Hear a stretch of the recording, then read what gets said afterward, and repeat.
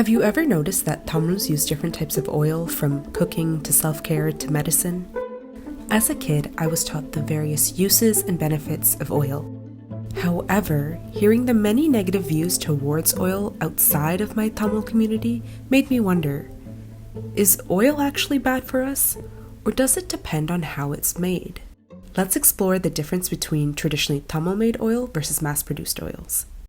In order to answer my question, I have to see how my Tamil ancestors have been traditionally making oil, and then compare to see if there's even a difference to the oil used by the masses. So I did what any sane person would do.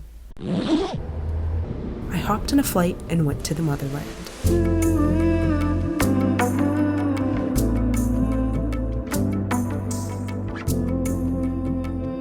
After getting slightly distracted from all the beauty around me, I asked around and got connected with Rasanana. Rasanana's family has been making oil traditionally for the last 5 generations, so I figured he'd be a pretty good person to talk to. Rasanana and a few others explained to me the prep needed before you can start extracting or making oil. For a common oil used by Tamils like sesame oil or nellennai, first you need to grow the ullu cherry, aka sesame plant.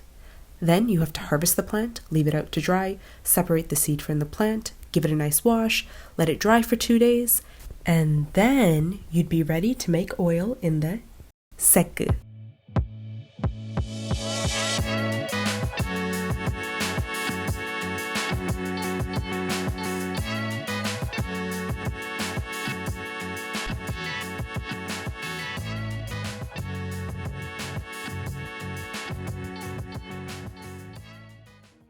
To extract oil, the ullu or sesame seeds are added to the wood press.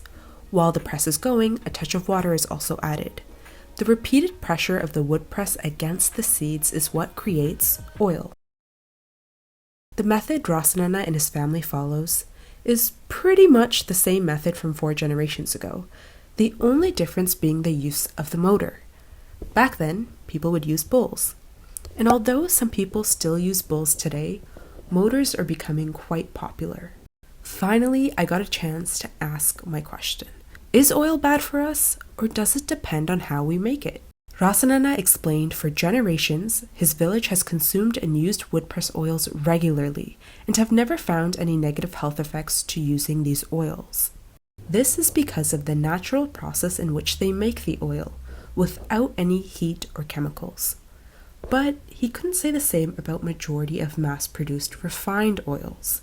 You see, the wood-press method is under the broader category of cold-pressed oils, a term used for healthier oils extracted at lower temperatures without the use of chemicals, whereas refined oils go through processes that involves heating and chemicals to extract the oil.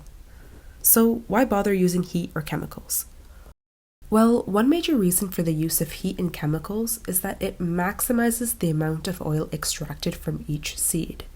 And the refining method used in factories can typically produce around 1,000 kilos of oil in 1 hour, compared to only 70 kilos of oil in 1 hour from a single wood press. So why even use a traditional method like the wood press? Well, the difference lies in the quality of the oil. The wood press preserves the oil's natural medicinal and nutritional properties along with its color, smell, and flavors. If stored in a glass bottle, wood-pressed oil can last up to 5 years. Even the punnaku or pressed seed remains, also known as oil cake seen here, does not get thrown away when you use a wood press. As this still contains nutrients, people typically use this as feed for animals. Refined oils, on the other hand, lose a lot of their nutritional and medicinal properties. They have little to no smell, color, or flavor, and depending on the oil and extraction method, they can last up to 2 to 3 years. Now, the lack of color, smell, and flavor can be favorable when creating certain products. But let me tell you a shocking industry secret I was told. Some companies are known for mixing oils, meaning when making a batch of, say, sesame oil, to increase the amount of oil being sold, cheaper oils, like vegetable oils, have been added to the batch to increase the amount of oil, and then they get sold to the public as 100% sesame oil, and because of the lack of smell and taste, these companies can get away with it. But take this with a grain of salt. Next, I had to ask if what everyone says about oils causing cancer and heart disease was true. Wood-press oils have been proven to be beneficial for our health.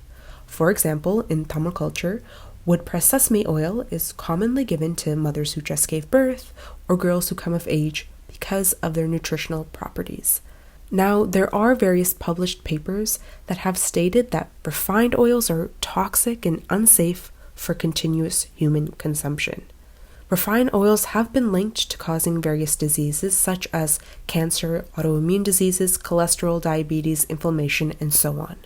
You must be wondering, how is this possible? Well, it seems like the heat and various chemicals used to extract the oil can not only result in the loss of nutritional value, but oftentimes creates undesirable compounds, changing the chemical makeup of the oil. Of course, the extent of nutrient loss and chemical changes can vary depending on the specific refining methods and type of oil being processed, but this definitely gave me a lot to think about. Rasanana's village ships a portion of their wood-pressed oils overseas. People from countries in Europe and North America personally seek out traditionally made oil and are willing to pay higher prices. However, there is a growing fear within Rasanana's village that this traditional craft may come to an end soon. As the younger generation is drawn to moving into big cities and overseas, there's really no one to take over these traditional trades. As for my initial question, did I answer it? Yes. Although I only explored one type of traditional method, it seems like there's a lot of differences between traditionally made versus mass-produced refined oils. While we can't say all refined oils are necessarily unhealthy, the many negative perceptions about oil that I heard growing up now make more sense. And as for the future of this trade, hopefully this growing demand of people interested in natural, traditionally made products is enough to keep this craft alive. If you want to see what other traditional trades I'm exploring, subscribe.